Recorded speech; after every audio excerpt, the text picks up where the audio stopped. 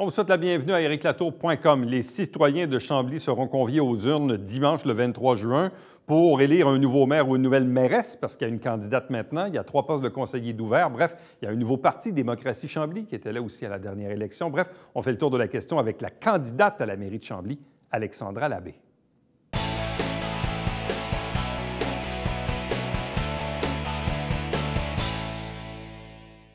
Depuis les dernières semaines et les derniers mois, quand on parle de scène municipale dans le territoire que l'on dessert, il y a 2 villes, évidemment, qui remontent à la surface. Le climat assez particulier à la ville de Saint-Jean-sur-Richelieu, mais aussi du côté de Chambly, où les tuteurs sont débarqués. S'en est suivi, bien, le maire était déjà en congé de maladie, mais ultimement, il a fait le choix de démissionner, semble-t-il, pour des raisons de santé. Bref, il y a eu également du mouvement du côté des postes de conseillers, si bien qu'il y aura des élections partielles le dimanche 23 juin à Chambly pour le poste de maire et également 3 des 8 postes de conseillers qui seront également en élection. Avec nous, actuellement, l'unique candidate déclarée à la mairie de cette élection partielle. Il s'agit d'Alexandra Labbé. Bonsoir et bienvenue. Bonsoir. Donc, vous étiez déjà conseillère du district numéro 1. Jusqu'à tout récemment. Et vous avez fait le choix donc de démissionner du poste de conseillère pour briguer la mairie et pour briguer la mairie sous les couleurs de Démocratie Chambly. Oui. En fait, je me suis présentée avec Démocratie Chambly en 2017. Donc, on a travaillé très fort dans la dernière année et demie. En fait, mon équipe m'a soutenue, moi et mon collègue Mario Lambert au conseil, là, à travers tout ce qui s'est produit dans la dernière année et demie. Donc, on est une belle équipe solide, puis on a envie de vous proposer un beau programme là, pour Chambly dans la prochaine élection. Bon, je vais profiter de votre présence aussi pour faire un peu d'éducation populaire, dans la mesure où là, les gens ont vu dans l'actualité, des fois d'une oreille un peu distraite ou un peu en diagonale, bon, là, il se passe des choses à Chambly. Bon, le maire est en maladie, oui, mais là, en même temps, les tuteurs débarquent, il se passe des choses. Il y a eu, évidemment, la maison Boileau, il y a eu toutes sortes de trucs. Bon, fait que les gens ont vu ou entendu beaucoup de choses dans les poursuites contre les citoyens. Bon, je pourrais en nommer. La question, puis vous allez voir, elle est large, là. D'accord. Il se passe quoi à Chambly? Pourquoi on parle autant de Chambly? C'est quoi le problème à Chambly? Bien, en fait, le problème, il y avait plusieurs problèmes. Je pense que la ministre des Affaires municipales, quand elle a dévoilé le décret de la mise en tutelle de Chambly, a bien cerné le principal problème. C'était le bris de confiance entre les Chambliens et leurs élus. Oui, il est large. Cette question-là couvre énormément de choses. Mais la tutelle était nécessaire parce qu'il y avait un climat qui s'était installé, qui était en train de devenir très menaçant pour la santé de la ville. Je pense que c'est beaucoup au niveau des communications, beaucoup au niveau de toute cette attitude de tout permis qui s'est installée. On a vu dernièrement avec les cartes de crédit, l'utilisation des cartes de crédit, quelle dimension ça pouvait prendre, mais c'est un peu pernicieux parce que ça s'est étendu à plein de sphères là, de l'administration municipale. Donc, ça va être de faire ce ménage-là. Les tuteurs sont là pour ça. Rétablir des bases, une saine gestion, une saine administration, et vraiment beaucoup plus de transparence, que ce soit au niveau là, de la gestion du personnel, des ressources humaines, que de la gestion des finances. Il va falloir faire du ménage là-dedans et être de plus en plus transparent. C'est ce qu'ils nous ont dit, en tout cas, depuis le début. Bon, avant tout ce qui s'est passé dans les dernières semaines, l'image qu'on avait de Chambly dans les 10-15 dernières années, c'est une ville où l'indice du bonheur est très élevé, où tout va bien. Une ville aussi à saveur un peu touristique, un maire qui a été élu et réélu 1 fois, 2 fois, 3 fois, même une 4e fois en novembre 2017. On se dit, wow, c'est la stabilité à Chambly. Le maire est réélu pour une 4e fois. Bon Dieu, ça doit bien aller dans cette ville-là. Qu'est-ce qui s'est passé entre novembre 2017 et maintenant? Parce qu'avant novembre 2017, on avait l'impression, en tout cas nous ici, vu de l'extérieur de Chambly, on n'entendait parler que de bonnes choses de Chambly.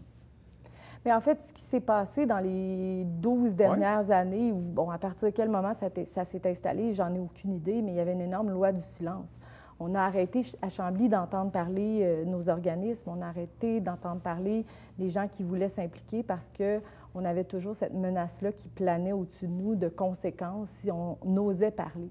Il y a eu aussi une absence d'opposition organisée. On s'entend qu'on a eu une conseillère à l'opposition, Mme Francine Guay, qui s'est défendue pendant 4 ans.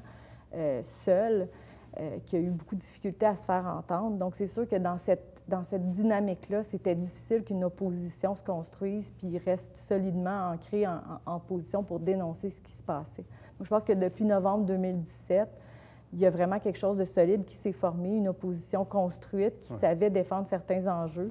Puis il y a eu beaucoup de travail. Dans la dernière année et demie, on n'a pas chômé. On a interpellé la ministre, on a interpellé différents intervenants pour que la lumière se braque sur Chambly puis qu'on fasse les démarches pour savoir ce qui se passait. Ça a fonctionné. Bon, parce qu'aux dernières élections de novembre 2017, il y avait quand même une équipe complète contre celle du maire Lavoie. Il y avait Steve Demers qui était candidat à la mairie, qu'on avait reçu ici en entrevue. Il y avait déjà une certaine organisation d'opposition au maire et à son équipe. Par contre, les résultats ont fait en sorte que le maire Lavoie a été réélu de façon majoritaire aussi au conseil. Vous étiez combien de l'équipe à être élu? Vous étiez On a été deux à être élus. 2 sur 8? Oui. Comment ça s'est passé les premières semaines? Est-ce qu'on vous a accueilli froidement, chaudement, ou bref, ça ressemblait à quoi, disons, novembre et décembre 2017? Là? Mais j'ai passé une année et demie à ne pas vraiment travailler avec ni M. Lavoie ni son équipe. J'ai travaillé avec les citoyens, j'ai travaillé du mieux que je pouvais avec ce qu'on m'a donné.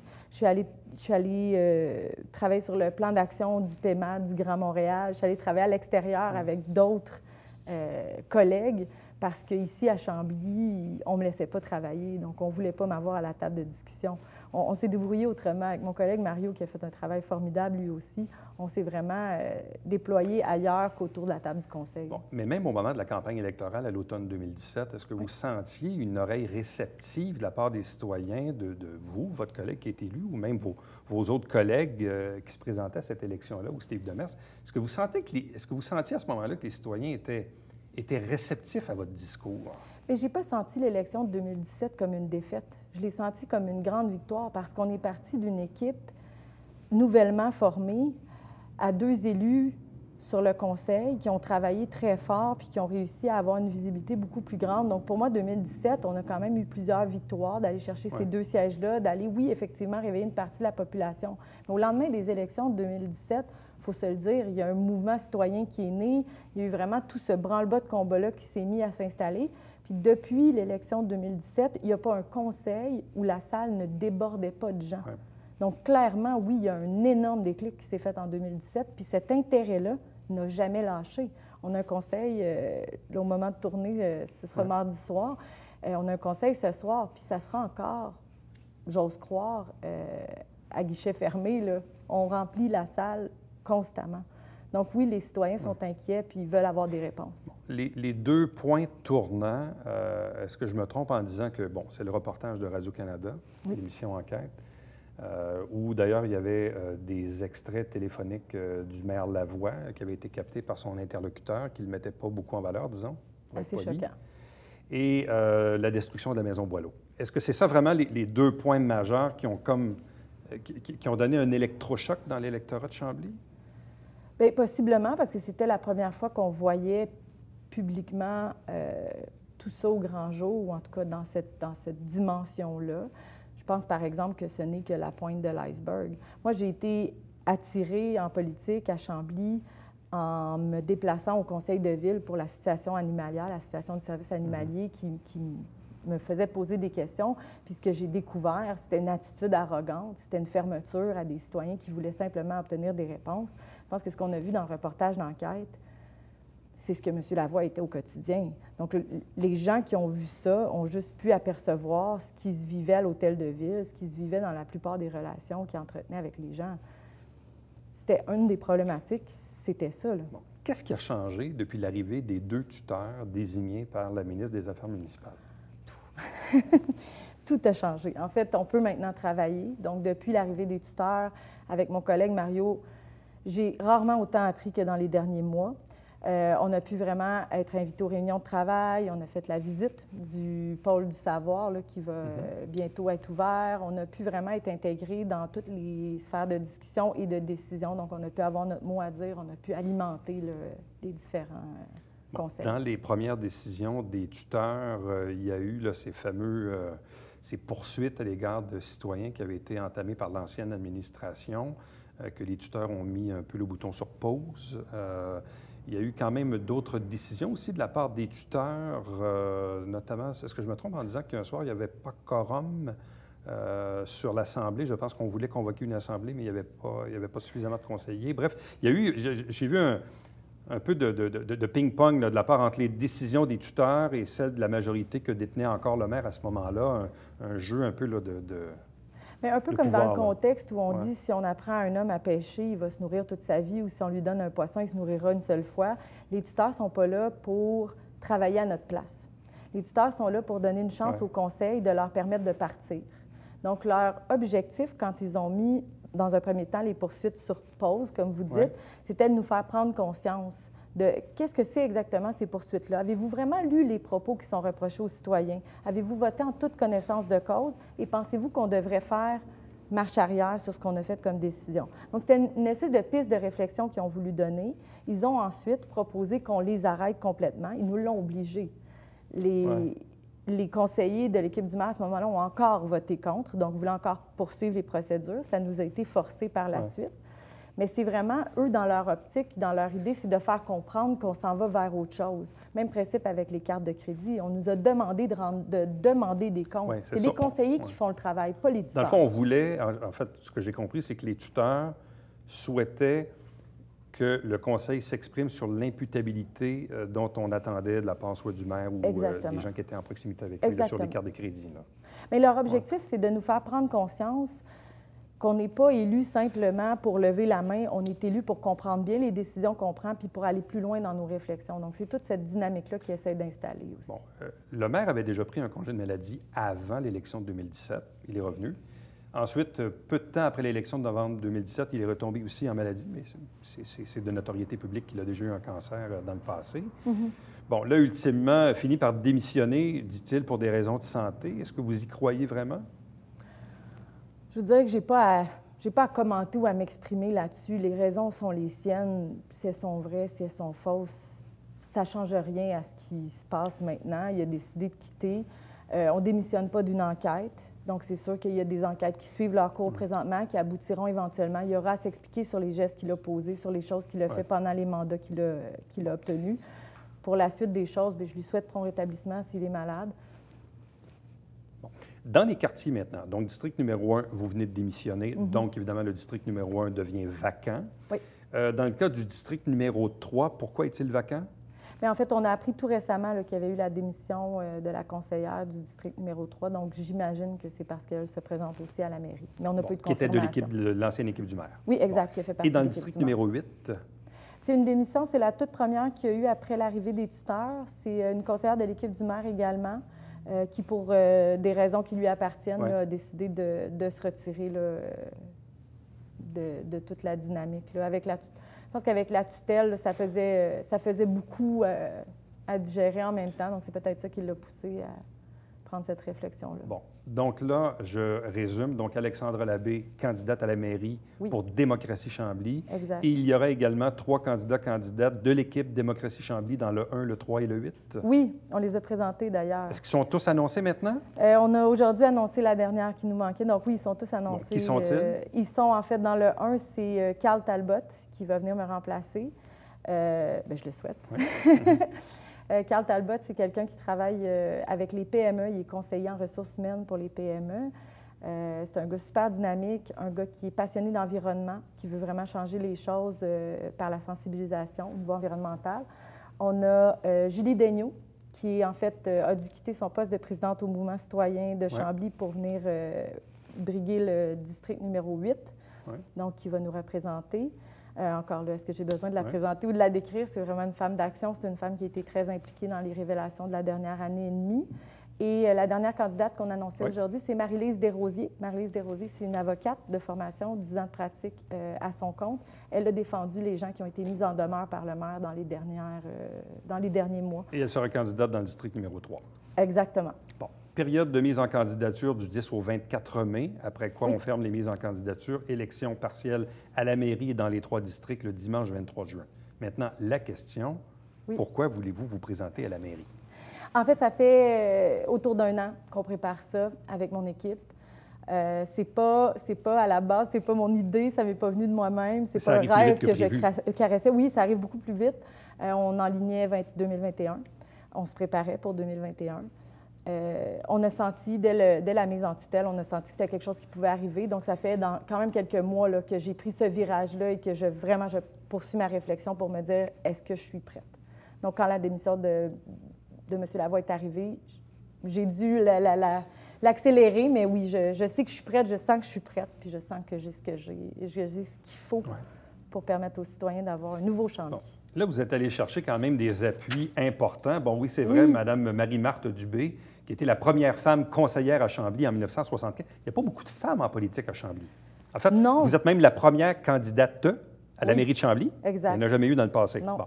Mais là, vous êtes allé chercher aussi l'appui de Monsieur Ricardo Larrivée. Bon, expliquez-nous comment se fait-il que Ricardo, celui dont tout le monde regarde les recettes sur Google, qu'est-ce qui fait que Ricardo Larrivée appuie Alexandra Labé? Je ne suis pas allée le chercher. C'est lui arrivé comment? Qui est venu me chercher. Bien, en fait, on s'est parlé après le triste incident de la maison Boileau. Oui. On a fait une vigie où on a tous les deux pris la parole. On s'est parlé peu après cet événement-là. On s'est reparlé à quelques reprises. Et c'est de lui, je pensais déjà à tout ça, j'avais déjà pas mal pris ma décision, mais c'est lui qui m'a dit « Madame Labé, je vous vois aller, ce que je découvre, c'est fantastique. Je crois que vous êtes ce qu'il nous faut pour Chambly. Si vous vous présentez demain, vous avez mon vote. » Je ne peux pas demander mieux. C'est touchant. Ça nous confirme aussi, hein? Quelque part, on se dit qu'on ne s'est pas planté dans la décision. Puis à ce moment-là, après, je l'ai relancé pour savoir si publiquement il avait envie de m'appuyer, puis il a sauté à pieds joints dans l'occasion. Parlez-nous de vous. Mon Dieu, je suis en politique depuis 1 an et demi. J'ai une expérience en gestion de commerce de détail. Je suis très impliquée au niveau de la cause animale à travers les refuges, des levées de fonds et tout ça. Je suis quelqu'un de passionné, puis je suis quelqu'un qui adore apprendre. Donc, je sens que ce que je ne connais pas encore au niveau municipal, je l'apprendrai bien assez vite. J'ai même hâte de l'apprendre. Donc, dans la dernière année et demie, j'ai lu beaucoup, j'ai fait beaucoup pour comprendre plus encore ce que j'ai comme travail à faire. Est-ce que votre cheminement professionnel des dernières années, là, au sortir là, de l'école jusqu'à aujourd'hui, vous menait à une action politique? Ou, non, pas du tout. Mais je me rends compte, en fait, que probablement que toute mon expérience en gestion, l'idée d'être toujours entre le patron, les employés, le client, l'employé, toujours avoir à expliquer un peu les situations, trouver le meilleur parti pour tout le monde, oui, ça m'y préparait, mais j'aurais jamais pensé, c'était pas dans ma tête une continuité. Sauf que je me rends compte que je suis pas mal douée pour ça, là, être entre l'herbe et l'écorce, puis bien expliquer aux deux pourquoi je suis là. Oui, je pense que je m'y sens bien. Donc, d'avoir à justifier des décisions, des fois, qui seront peut-être difficiles à prendre, je me sens capable de le faire. Sur le plan plus personnel ou familial, qui est Alexandra Labé? Alexandra Labé, c'est une petite fille qui est née à Chambly. J'habite encore dans la même maison où je suis née. Ah oui? Oui, bien, en fait, mes parents l'ont transformée en bigénérationnelle. Donc, quand ils ont voulu partir, je leur ai proposé de ne pas partir et de rester avec moi. Donc, on a pu faire la passation comme ça. Fait que c'est maintenant eux qui ont pris la place de ma grand-maman. Donc, on a vraiment fait boucler la boucle. J'ai quelque chose, ce rapport avec l'eau, là. Donc, quand j'ai quitté Chambly pour les quelques années que j'ai passées à Montréal, pour moi, c'était évident que j'allais revenir. J'ai toujours été très impliquée à Chambly. J'ai travaillé dans plusieurs commerces. Je suis quelqu'un qui me déplace énormément à pied et en vélo. L'environnement, c'est quelque chose qui, non seulement occupe beaucoup de place présentement dans l'actualité, mais qui est quelque chose qui m'a toujours préoccupée. Donc, ça aussi, c'est quelque chose que je veux porter avec l'équipe de Démocratie Chambly. Avez-vous des enfants? J'ai pas eu la chance d'en avoir. Mon conjoint en a 2 qui sont très grands maintenant, 14 et 19 ans. Donc, comment voyez-vous la conciliation travail-famille-politique? Parce que ça, c'est un peu mon autre question. En principe, le job du maire de Chambly ou mairesse de Chambly, une ville de 30 000 habitants, le maire Lavoie l'a répété quelques fois, 30 000? Oui, 30 000. 30 000. Donc, 30 000 habitants, mais c'est un job à temps partiel. C'est pas un job de maire à temps plein. Mais en fait, Je ne sais pas comment vous le voyez, je ne sais pas. Mais la job de conseillère aussi, c'est une job à temps partiel. C'est vrai. Mais depuis que j'ai eu mon poste, moi, j'ai quitté mon travail à temps plein et je ne fais que ça à temps plein. Je suis capable de le faire. Donc, est-ce que vous vous voyez comme une mairesse à temps plein? Est-ce que c'est l'engagement même Clairement. que vous prenez? Oui, clairement. Oh, oui, je vois même pas comment je ferais autrement. Là. Pour moi, c'est important de bien se concentrer sur le travail à faire. Je pense qu'il y a énormément de choses à faire à Chambly, surtout que ça va être un court mandat, c'est 2 ans et demi avant la prochaine élection. Donc, non seulement il y a le mandat à remplir, mais il y a l'autre élection à préparer aussi en même temps. Donc, il va falloir être là à temps plein, mais je suis prête à le faire. Okay. Qu'est-ce que vous proposez aux citoyens? Qu'est-ce que Chambly a besoin à partir de maintenant pour les 2 années et demie à venir? Oui, mais en fait, si on regarde ça sur du plus long terme, pour les 10 prochaines années, Chambly a besoin de quoi? C'est peut-être pas un besoin, mais ce que je souhaite pour Chambly, c'est qu'on soit capable de se placer à l'avant pour les bonnes raisons, puis de devenir un leader. Chambly, vous l'avez dit, c'est une ville de 30 000 habitants. On a des ressources formidables, des citoyens qui veulent s'impliquer. Je pense on a énormément de chemin à faire au niveau environnemental. Je pense qu'on pourrait même donner le ton pour peut-être donner l'exemple à d'autres pour nous suivre éventuellement dans ce qu'on aura enclenché. Mais au niveau environnement, on veut opérer un gros virage vert. Donc ça, je pense que c'est quelque chose qu'on peut apporter avec mon équipe à Chambly. On va aller au niveau de la transparence, ça va être hyper important. Il y a un gros travail à faire, d'assainir tout ce qui se passe au niveau administratif, de rétablir des mécanismes sécuritaires là, pour être sûr qu'il n'y a pas de sous qui s'évadent à des drôles d'endroits, puis de vraiment rétablir aussi la confiance. Avec toutes les poursuites qu'il y a eu, là, il va falloir redresser la situation puis cesser de répondre par des procédures judiciaires. Donc, il va vraiment falloir s'asseoir et rétablir les communications. Souhaitez-vous la télédiffusion des assemblées du Conseil sur YouTube? Oui! Oui. Ça fait longtemps qu'on l'a dit, ça fait longtemps qu'on travaille à ça. On a notre champion, Patrick Dufresne, qui a travaillé très fort pour qu'on continue de le faire. Donc oui, on va le faire. Comment voyez-vous le prolongement du REM? Le souhaitez-vous jusqu'à Chambly-Carignan, au carrefour des autoroutes 10 et 35? Ça, il y a beaucoup de choses à regarder, beaucoup de choses qui rentrent en ligne de compte. Je sais que la promesse est venue de la CAQ. Donc, on va regarder ce qui va être proposé, mais en fait, je pense que ce qui est surtout important pour l'équipe de la ville à Chambly, ça va être de prévoir le coût de tous les côtés. Donc, il va falloir prévoir un plan si le REM ne se rend pas, puis il va falloir prévoir un plan si le REM se rend.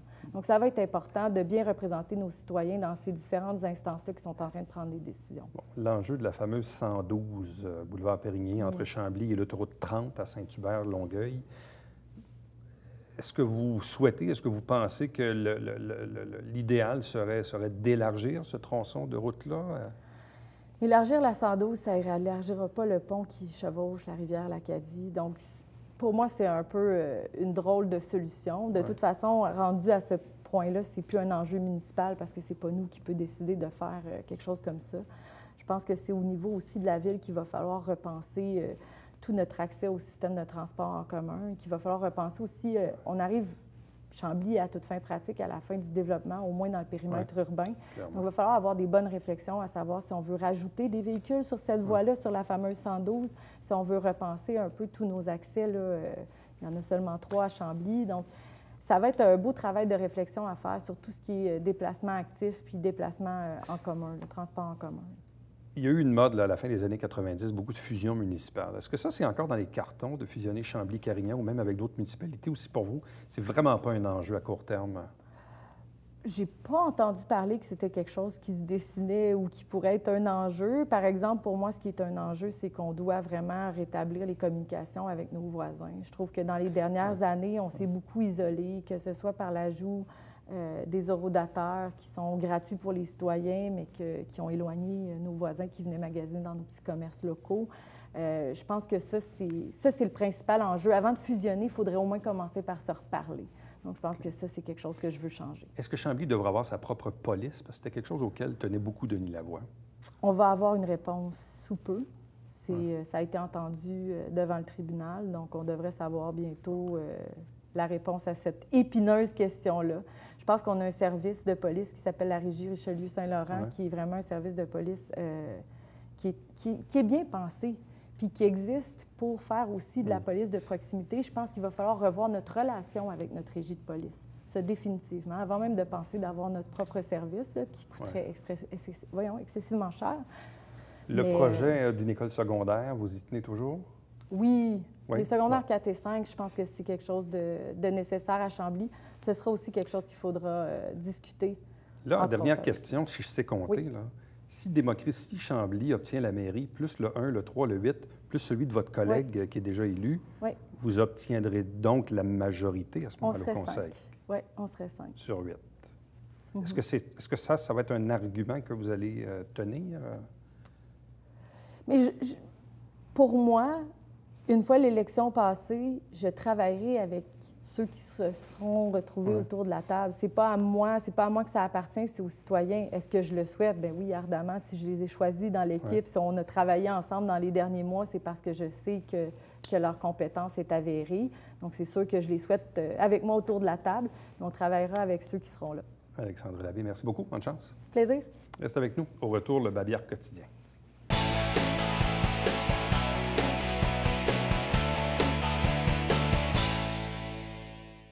Mesdames et messieurs, bonjour et bienvenue à la Justice entre nous. Mon nom est Serge.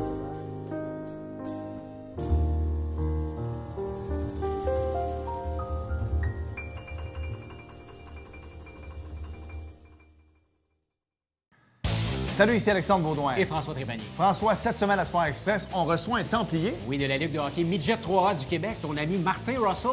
Et voilà, il est là pour l'émission au complet. Tout un coach. Ne manquez pas ça. C'est vrai, mon coach.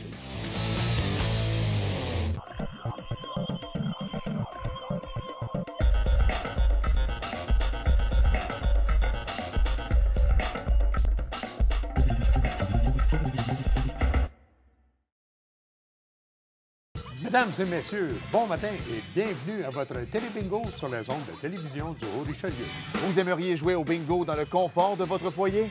C'est possible.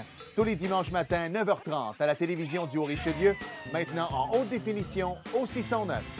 C'est 4 000 $ en prix à chaque semaine. Pour vous procurer les livrets du télébingo, c'est facile. Consultez la liste de nos 30 dépositaires au www.tvhr9.com.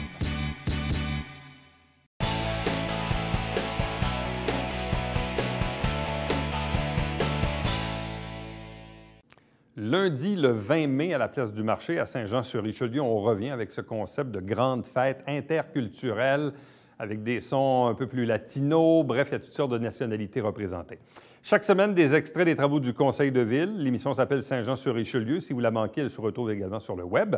Chaque dimanche matin à 9h30 en direct, c'est le Télébingo avec 4 000 $ en prix et 30 dépositaires un peu partout sur le territoire pour acheter vos livrets. Pour me joindre, Éric Latour en un mot à commercial tvhr9.com. À demain.